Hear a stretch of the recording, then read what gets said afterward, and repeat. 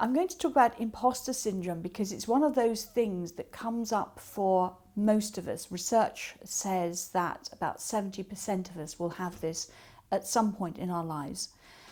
It can hit us all the time, or it can be something that comes up for a particular project.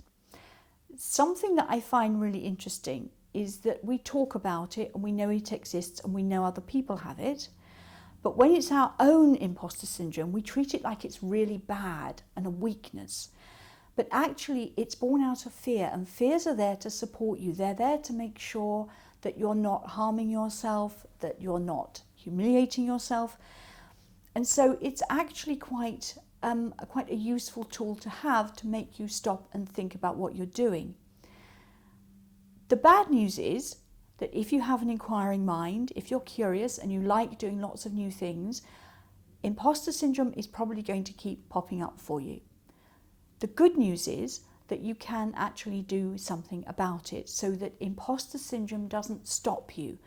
You can have the imposter syndrome but still keep on with your work. And I've got some tips that might be able to help you.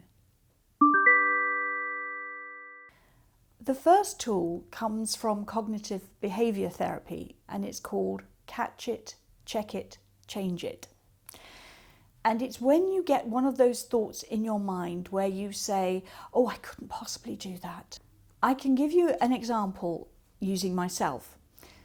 So if someone asks me to run a workshop, my very first reaction is no, because I once did a workshop that was awful. But consequently, I have done tens of workshops that have worked extremely well. So what I have to do is check the thought. It's that thought again. I always have bad luck running workshops. The checking is looking for evidence. Well, yes, there was one that didn't work, but there are tens that did work. So actually the statement, I'm always bad at workshops, is untrue. So that means I can change my thought to, I run a really good workshop. And it's the sort of thing that when you start doing it, when you start this process, you have to really concentrate on it and go, oh, that's the thought. What's the evidence? Okay, now I can change it. But if you practice it enough, it almost becomes second nature. So that when someone says, would you like to do a talk? You almost instantly flick through the steps and go, oh, yes, I would like to. So that's tip number one. The second tip that can help you is to create a confidence list.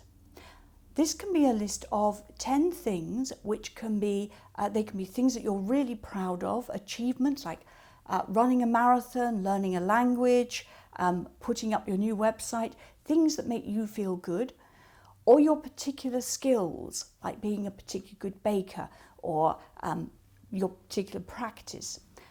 As an example, I have a client who is very, very sure of himself when it comes to pencil drawing. He's a wonderful draftsman. And whenever he's in another situation, he takes a stub of pencil that he keeps in his pocket. And when he's in a situation where he's feeling uncomfortable, he just puts his hand in the pocket and he feels that pencil. And he reminds himself of, if you like, his happy place, of where he feels confident, and he channels that energy. The other thing you can do is actually have your confidence list in your pocket or on your phone, so that if you're about to go into a situation when you're feeling a bit nervous, you can remind yourself of who you are at your best. And it's a way of remembering that, yes, we can't all do everything well, but there are the things that we do well, and we can bring that energy to new situations. So that's tip number 2. Tip number 3 is say thank you. This may sound odd, but imposter syndrome often dives in. It bypasses the brain and goes straight to the mouth when someone says, you did a really good job then, or that thing's really good. And so often we just jump in and go, oh, but I wasn't prepared and I've done it better before. And we come up with all these other things rather than just going, thank you. And by saying thank you, firstly, no one needs to compliment you. So it's like being given a gift. And if you think of giving a gift to somebody who then sort of throws it back in your face, it's not very nice. So by saying thank you, you make the other person feel better and you feel positive as well. It also stops those really awkward conversations where you've said, oh, but I've done it better before, I really don't think I did a good job. And the other person then feels, well, I've got to say something back. No, honestly, you really were good. And it sort of gets a bit awkward for both sides. And then often you walk away afterwards and think, oh, why did I say that? But also, and this is what's really valuable, the more you teach yourself to just say thank you without the other stuff, it means you're not constantly going over the negative conversations that you have about yourself. So it's not about learning positive speak, it's just not doing the negative stuff. I do have a client that I've said this to, and she says that now whenever anyone compliments her, mentally she says thank you and then clamps her hands across her mouth. So she says thank you, like don't go any further. That's tip number 3. And just the final top tip, and this is if you're in a group situation. So you're networking or you're at a conference and you might be thinking, what am I doing here? All these people are doing better things than me. Just take a pause, look around the room and know that there will be probably about a quarter of that room who are thinking exactly the same thing.